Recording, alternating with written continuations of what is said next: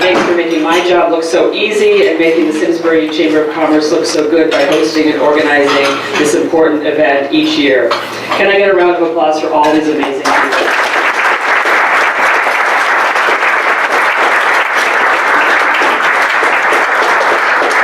You are all champions and students. I wish you great success in your future endeavors. Enjoy the program today. Good afternoon. Which college? Thank you for being here with us today. I'd like to kind of formally launch our luncheon by thanking you for your flexibility.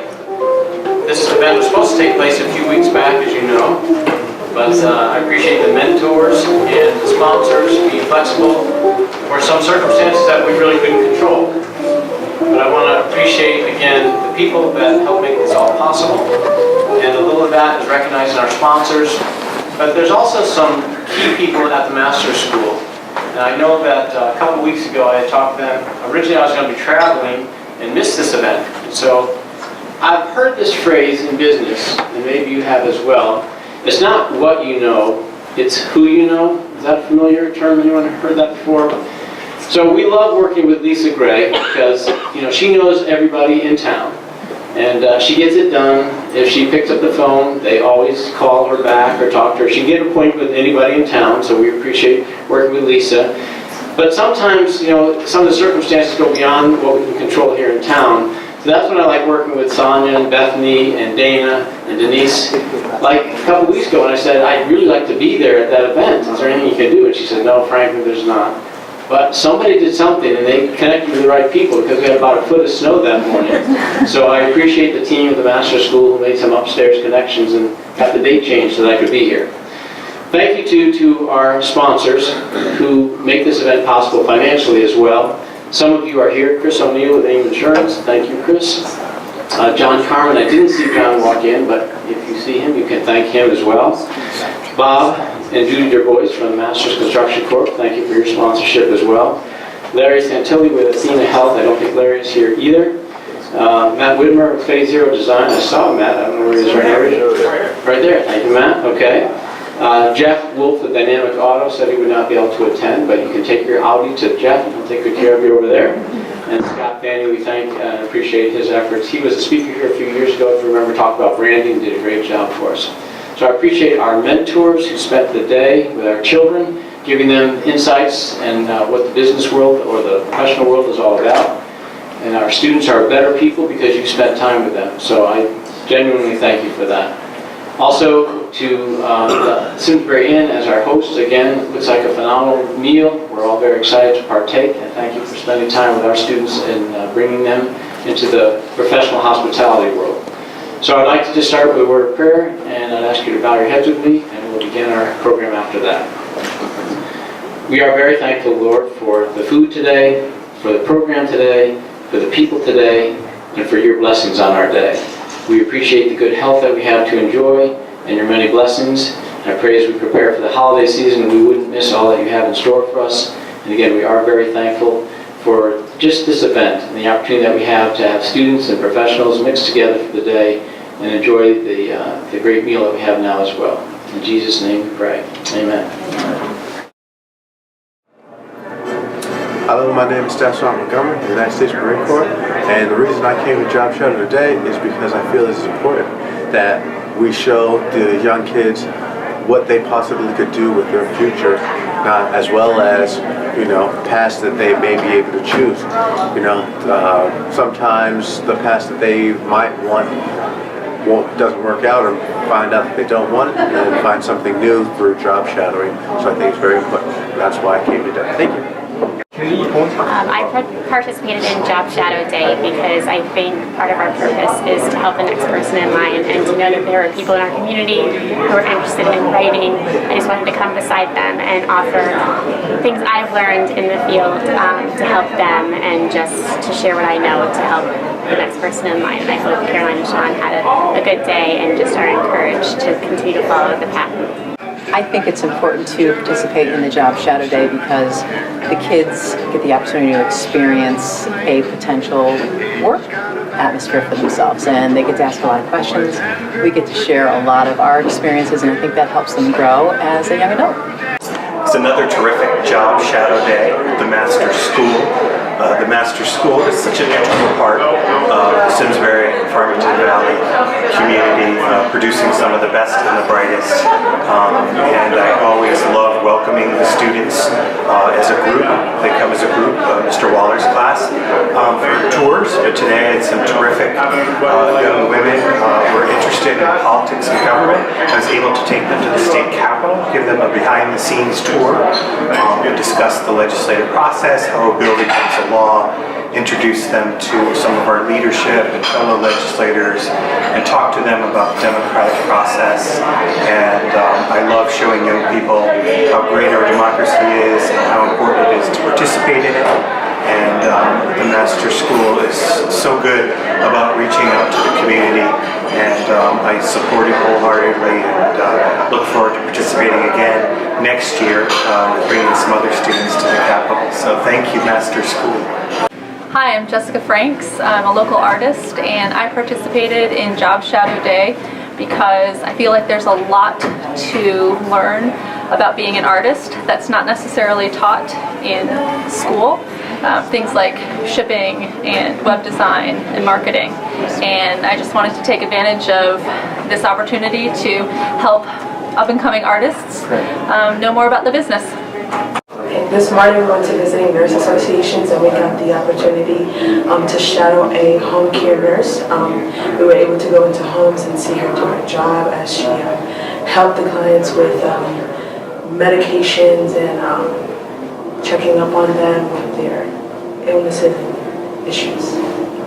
So basically you got to experience and see how she worked with the patients. We got to see how she helped them and worked on the patient, and we also got to talk with the patients, learn about their history and their progress and how they like being at home working with the nurse. So this morning I met up with Brad Field, who is a retired meteorologist from NBC for 34 years. I learned a lot about his story and how he came to enjoy meteorology, and his path through college and finally getting his job, which I took a lot out of that experience, just learning how to find different ways to get a career in this field that is currently growing.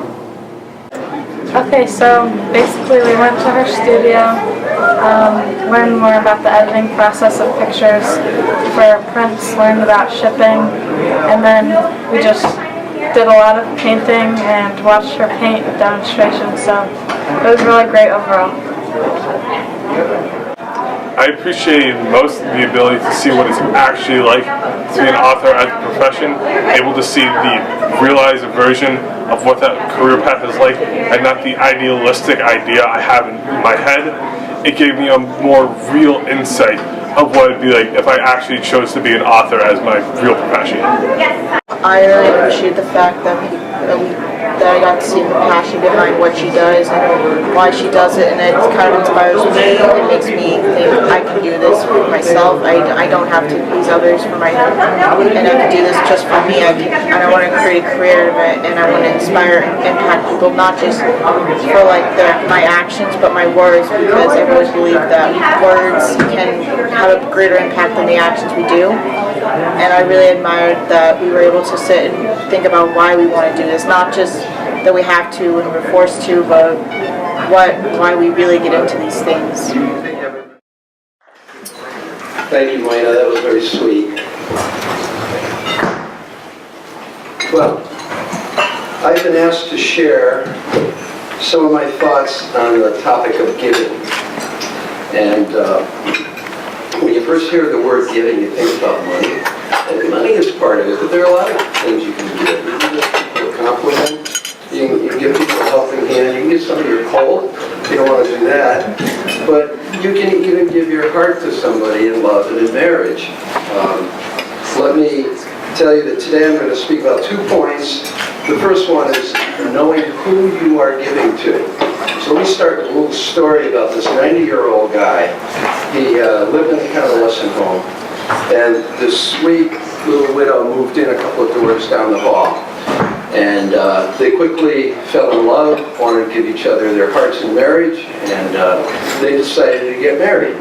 But they knew that you should really get to know a person really well before you get married. And they thought, well, gee, we're 90 years old. We've lived a lot of life so far. We're pretty good judges of character. What could go wrong? So they got married, and a few days after the wedding, the old guy sang this song. I'm going to try to sing this for you. We got married last Friday. My girl was right there beside me. When our friends were all gone, we were alone, side by side. We were happily wed when she got ready for bed then. Her teeth and her hair she placed on a chair, side by side. Her little glass eyes so tiny, her hearing aids so small. Then she took her leg off and placed it on the chair against the wall. I was so brokenhearted. Most of my girl had departed. I slept on a chair. There was more of her there. Side by side. So my first point is to know who you're giving to.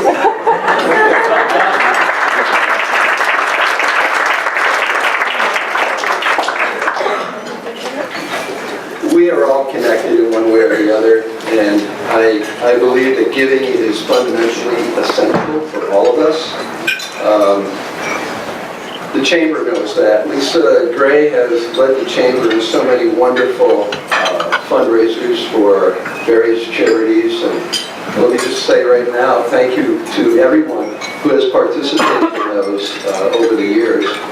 And today we have business people who have invited the students to come and shadow them. So thank you to all of you who have made that invitation. I've heard from some of the students. There was one at the police department and landscape architectural firms and a few other places. And it was just a joy for them. It was interesting, and thank you for giving the opportunity to the students.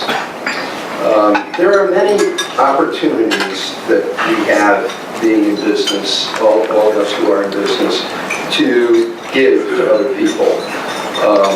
I had two really great mentors when I started my business, and they gave me good advice. The first one I'd like to mention is Bill Farley. Bill is a familiar name to many of you.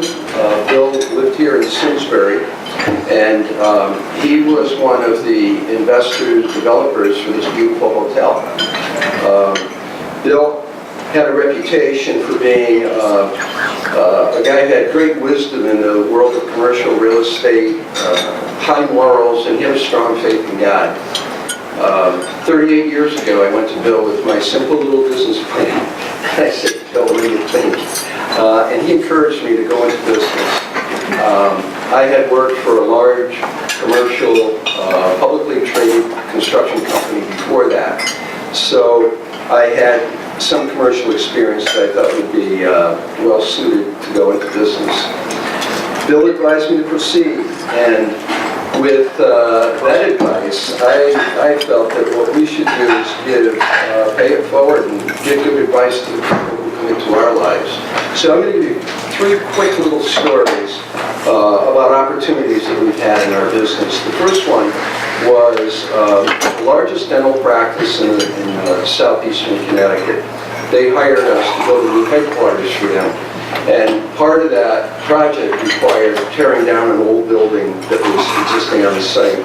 So we advised them to have the building appraised, donate it to a 501c3, a charitable company, so that they would get the tax rate off, but also they wouldn't have to pay us to knock the building down.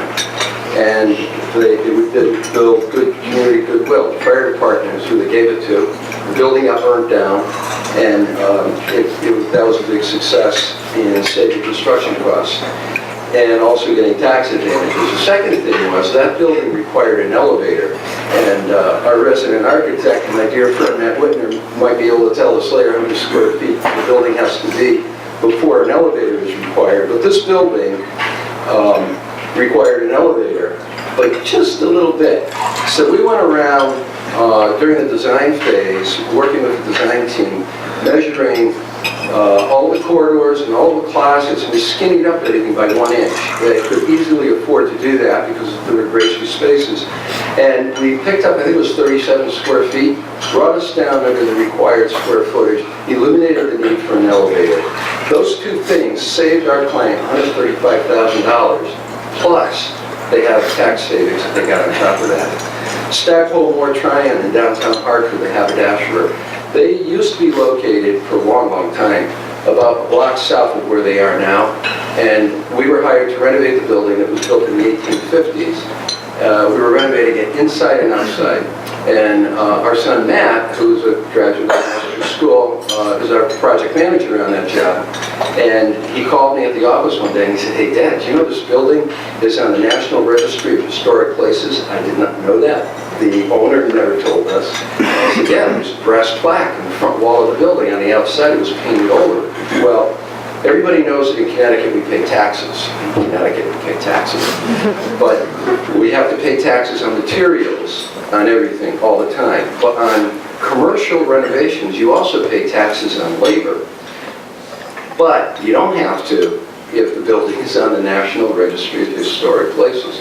So I went back to all of the subcontractors and got them to break out how much taxes they carried on the job. We broke out the value of the labor tax. We collected $50,000 and gave it back to the owner.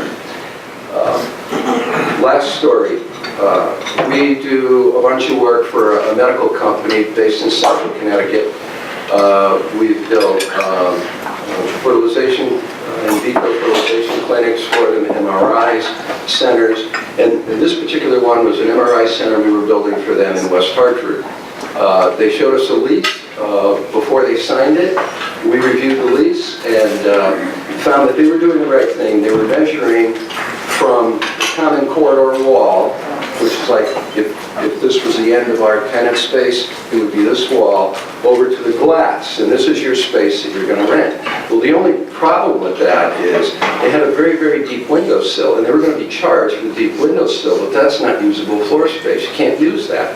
So we advised them to try to negotiate that out. They did, and over the course of the lease, they saved a lot of money. A second mentor, I mentioned Bill Farley.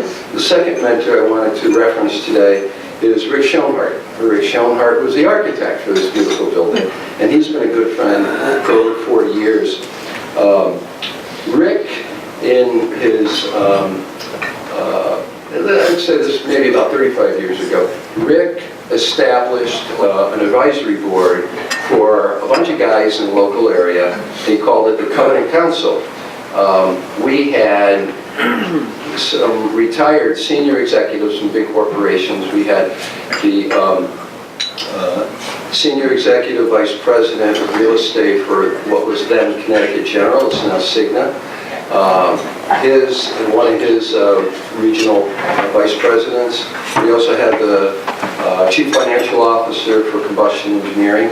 We had a dentist, a arborist, a medical doctor, a guy who did big mainframe computers way back in the day, and regular guys like me. So we all came together and we would act as an advisory board to each other. Today's topic's on giving. We were giving each other advice, and everybody has a different life experience, and we all had different ways of helping each other. You would think you wouldn't have anything to offer these guys with these big positions when I was back in my 20s starting the business, but you find out that there really were. There were things that you experienced that they had not. So it was just a wonderful assembly of guys helping each other. Another thing about Rick Schoenhardt, a very hard thing, is that, a very difficult thing, and many in the master school family know that his grandson Logan Schoenhardt was a student at Masters, and he had skull cancer. It was diagnosed when he was 3. Logan died when he was 10, just a couple of years ago. You might recall that Logan was a big fan of the New England Patriots, and Tom Brady was his hero. And number 12 is Tom Brady's number, and Logan had the surgeon, with parents' approval, use a laser to sketch number 12 into his skull. So every time he'd have an x-ray, he'd see number 12 on his x-ray.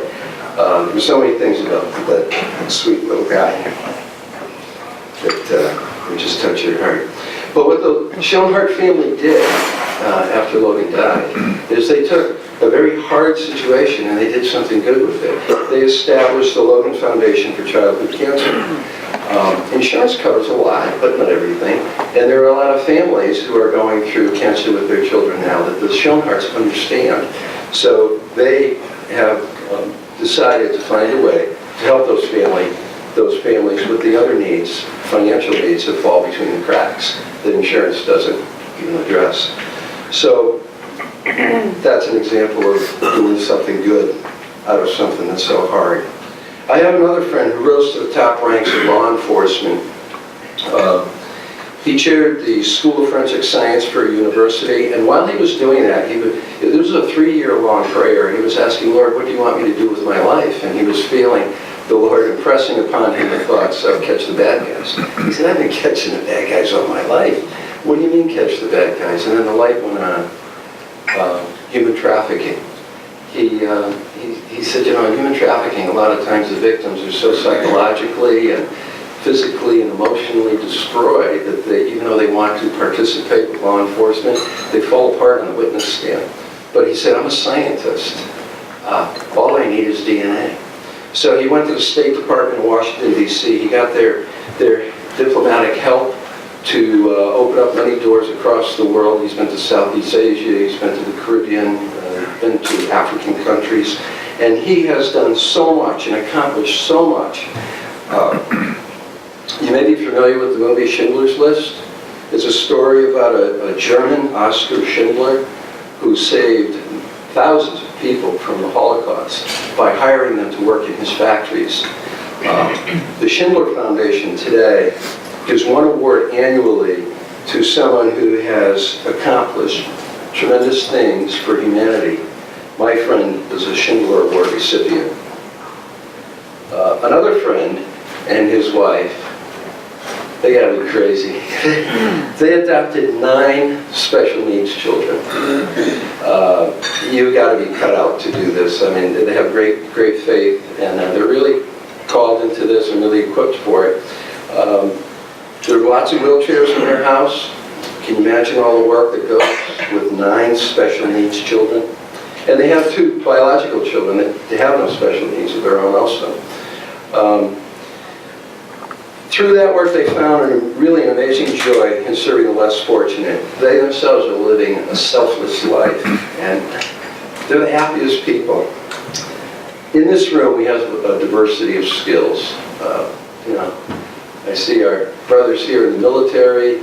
I referenced Matt, architect, my insurance agent, Chris is over here, and many friends throughout the room. And in whatever way we can, we need to give and to contribute, as I know many of you already are doing. It's been said that people may forget what you say, they may forget what you do, but they'll never forget how you make them feel. And just a smile can make somebody feel good, somebody who's bummed out. Sometimes I'll say to Judy, my wife Judy's sitting here, a lot of women smile at me, and I'm getting old. and she'll say, they're not smiling at you. They're smiling back because you're smiling at them. Or you could just have an uplifting telephone greeting, like the one that I use. If you call my office, you'll hear me say, when you look for the best in others, you bring out the best in yourself.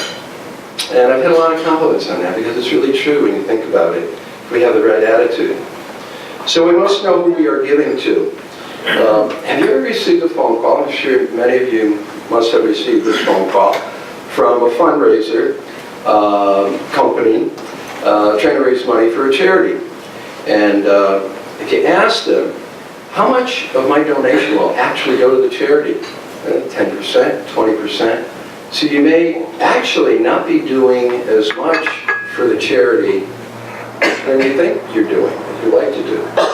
Well, let me give you a website that you can contact to check out a charity to find out how much of your donation is actually going to arrive where you want it to go, and not get sucked up in administrative costs. The website is charitynavigator.com. charitynavigator.com. Now, in Farmington Valley, there are many, many good schools, but I want to focus on the Master School today because today is Job Shadow Day.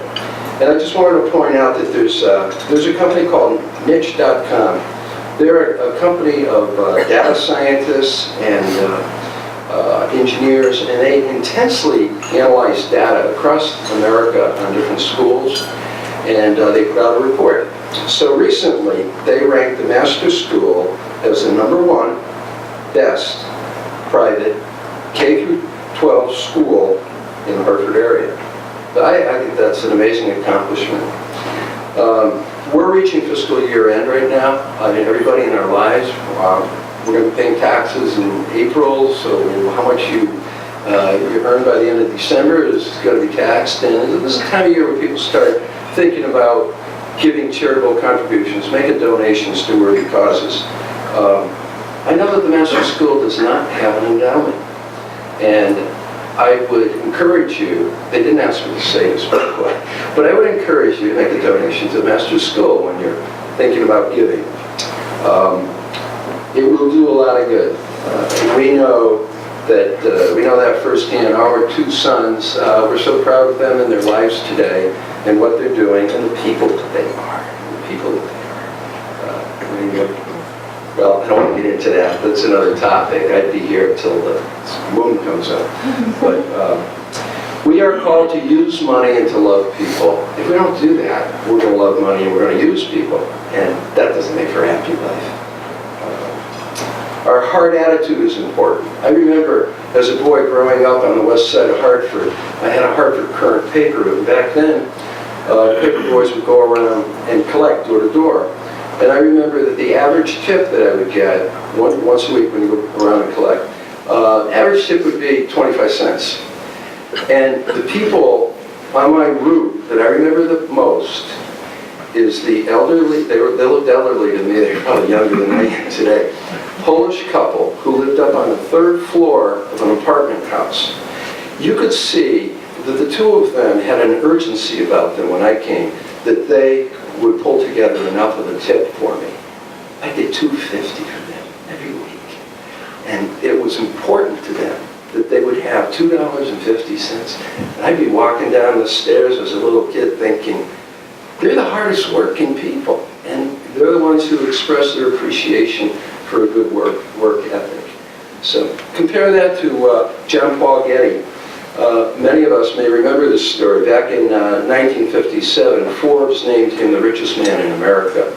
His grandson was kidnapped, and the mom received a ransom note for $17 million. She didn't have $17 million, but she went to her father-in-law, John Paul Getty, who did. He refused to pay. Now, I'm not encouraging paying ransom, but when the grandson's ear arrived in the mail, then he decided he had to do something. So what did he do? In a selfish way, he called a CPA and found out how much of a tax deduction he could get. And the CPA was putting out money for this, and the CPA told him $3 million. So he gave his daughter-in-law $3 million towards the ransom, and then he gave her the other $14 million as a loan at 4% interest. There's a guy named Edmund Burke, you may have heard of him. He was a member of Parliament, and he was a great supporter of American independence. He said, he's been credited with saying, the only thing necessary for evil to prevail is for good men to do nothing. It's been disputed what his exact words were, but that was the meaning of it. Now compare that to King George III. He said that Robert Morris was the most damning name of all who signed the Declaration of Independence because Robert Morris financed the Revolutionary War. Robert Morris had very humble beginnings, but he came to America, got into shipping industry, and he did very, very well.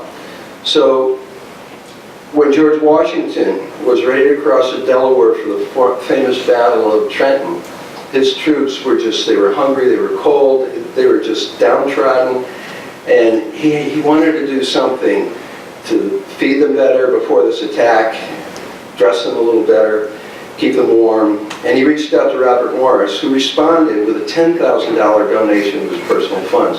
This is back in the 1700s. Later in the Revolution, during the Yorktown campaign in 1781, Morris issued $1.4 million in notes, and he backed it with his own credit to keep the nation afloat.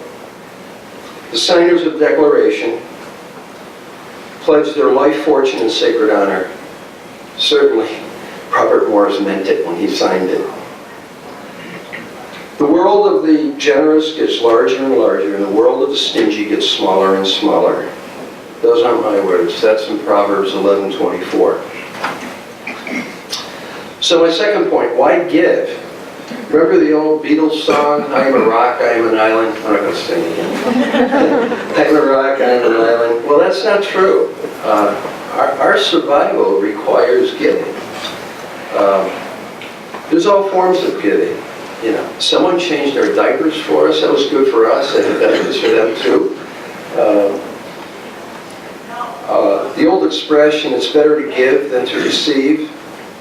It's healthy to give. It makes us feel good. Something inside us makes us feel that this is the right thing to do. Certainly you can't give what you don't have, but in this room we have all kinds of talents and abilities. Some have more money available, disposable income than others. But we should give out of what God has provided for us. I mean, it's only on loan to us for 70, 80, 90 years, and it's gone. So take the opportunity, my friends. We can all give something. I believe that we are all connected, and again, it's fundamentally essential that we give. Let's take another fact from the world around us, from science. The Sea of Galilee is in Israel. Of course, we all know that. It's 64.4 square miles. It is 686 feet below sea level, which makes it the lowest freshwater lake in the world. It has a thriving fishing industry. It's been that way for thousands and thousands of years. And all the life in that sea that support that fish. The Sea of Galilee supplies 10% of drinking water to Israel. And then it also sends water on downstream to the Dead Sea. Now, the Dead Sea keeps everything. It lets nothing go out. It releases absolutely nothing. So the Dead Sea gets bigger and bigger. Over the years it has. The salinity in the Dead Sea is 34.2%. That is 9.6 times saltier than the oceans. It's a very harsh environment. Plants and animals cannot survive. It's also 4 times larger than the Dead Sea, than the Sea of Galilee, and it holds 27 times more water. So my point is that the Sea of Galilee pays it forward. The Dead Sea hoards everything, and everything dies. And you don't want to be like that. We may think that you may not afford to give, but think about the Sea of Galilee and the Dead Sea. We cannot afford not to give. Money is a terrific servant, but it's really a terrible taskmaster. If you don't have the right attitude about money, you're always worried about it, or it's always stressing you out. The sooner you plant generosity, whichever way you're planting that generosity, inviting somebody needy over for lunch or for dinner, or whatever your expression of it is, the sooner you plant generosity, the longer you're going to enjoy the benefits of that harvest throughout your life. If you wait for the perfect situation, for the perfect time, it'll never happen. You'll never get anything done. You have to step out and do it. When somebody taxes us, when the government taxes us, and we know a portion of those taxes we want to go to help people, you get really no credit for it. But if you are voluntarily generous, it builds your character. When you plant, you get whatever you plant, you get back. You know, the farmer puts corn in the ground, he gets corn back. If you plant kindness, people will be kind to you. Plant generosity, people will be generous to you. But there's also the principle of multiplication. Think about that farmer. When he puts a kernel of corn in the ground, he doesn't get kernel back. He gets a whole stalk with many ears and many kernels of corn.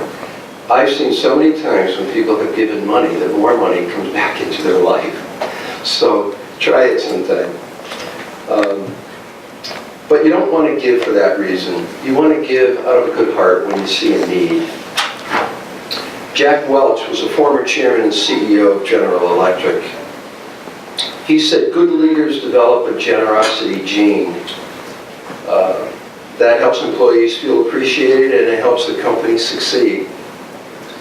I know they're selling off divisions now, General Electric is, but back in his day when he led the company, that was 1981 through 2001, the value of General Electric grew 4,000%. Why give? Civil exchange of ideas is seldom seen in America these days.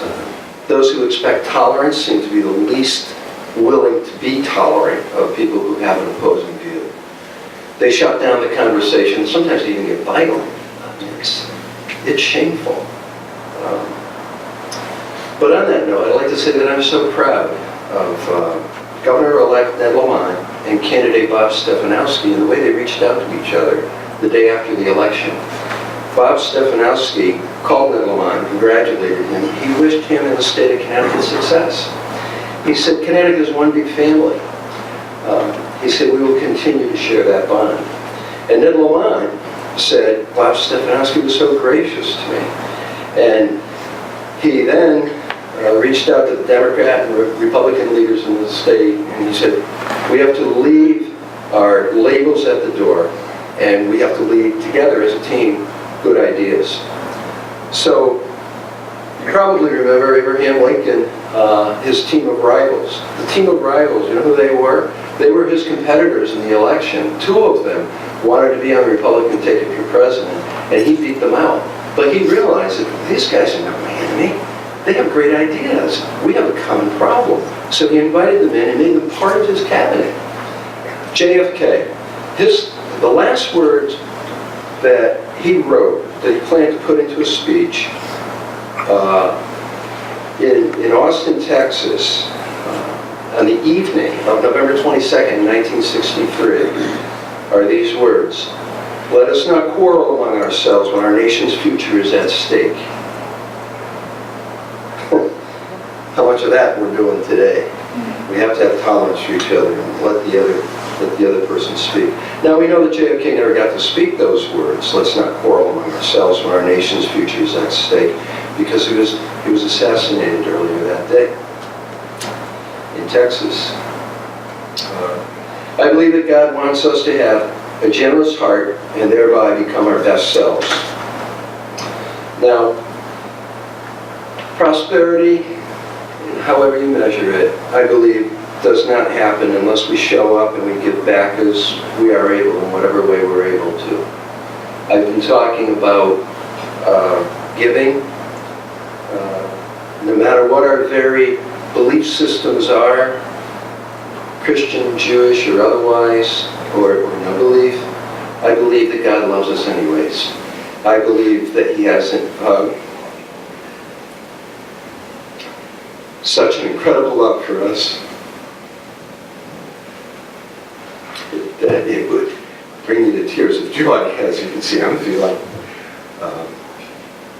But it's just a tremendous gift that God loves us.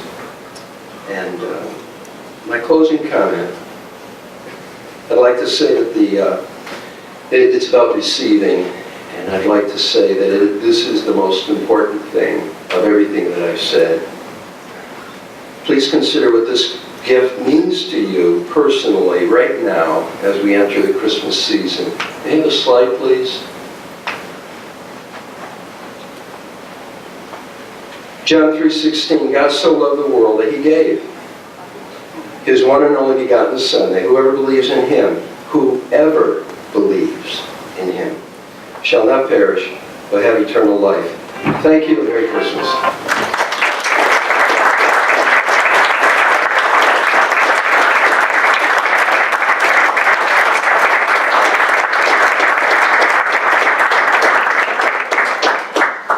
Oh, sure. We're going to open this up for a time of questions for Bob, if anybody has any. And feel free to raise your hand and speak nice and loudly so we can hear you. No tough questions.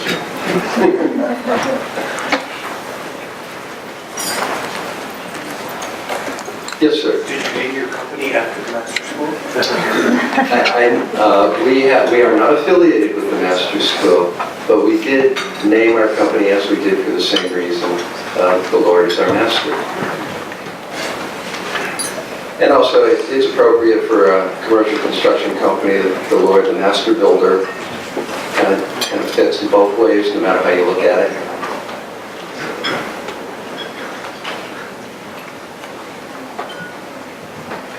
Okay. Oh, I see a hand back there. How did you know you wanted to get into the construction business? How did I know that?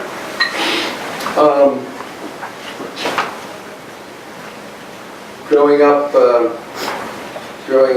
when I turned 18, the guy who was I'm the oldest in my family.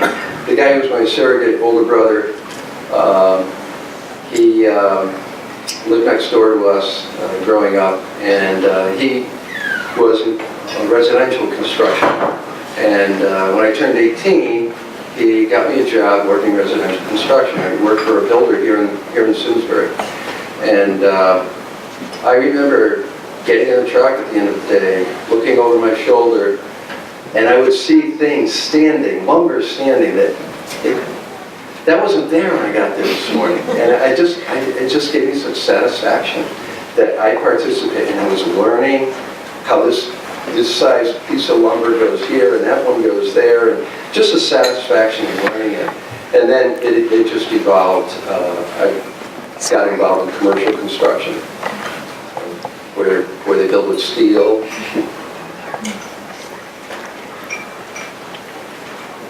Yes? Could you tell us about taking risks with your business and how your faith affects your decision-making, risk-taking? Risk-taking in business? Yeah, I pray a lot. There are risks. In any business there are risks, yes. The first line of risk that people may think of is construction accidents, so we do have insurance for that. Business risks, financial failure, we do have insurance for that. There are risks in signing a contract for the wrong project and you lose money on it. So you do try to put together the advice of counselors. I spoke about that advisory group 35 years ago. That group lasted for 25 years. We would bounce things like that off each other. I got this contract opportunity. These are the red flags and these are the good things.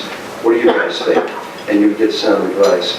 So I think we're all put on this earth for each other and to help each other, not only with donations but with advice. Is healthy for everyone. I think that's it. Okay, my friends, have a wonderful day.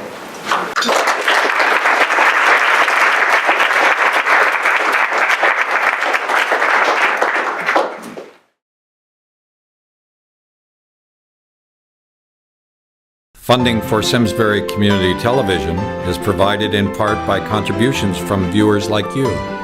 Thank you.